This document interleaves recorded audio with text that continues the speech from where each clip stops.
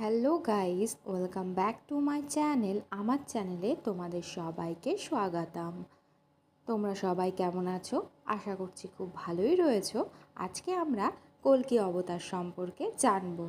কল্কি দ্বাদশী পালিত হয় ভাদ্র মাসে শুক্লপক্ষে দ্বাদশী তিথিতে। হিন্দু ধর্ম অনুসারে যুগে যুগে বারবার এই জগৎ থেকে পাপ নির্মূল করতে অবতার রূপে জন্মগ্রহণ করেন শ্রী বিষ্ণু। গীতায় তিনি বলেছেন, অর্থাৎ শ্রীকৃষ্ণ বলেছেন, ইয়াদা ইয়াদা হি ধর্মস্য গ্লানির্ভবতি ভারত অভ্যুত্থানমধর্মস্য তদাত্মাनं সৃজাম্যহং পরিত্রাণায় সাধূনাং বিনাশায় চ দুষ্কৃতং ধর্ম সংস্থাপনার্থায় সম্ভবামি যুগে যুগে।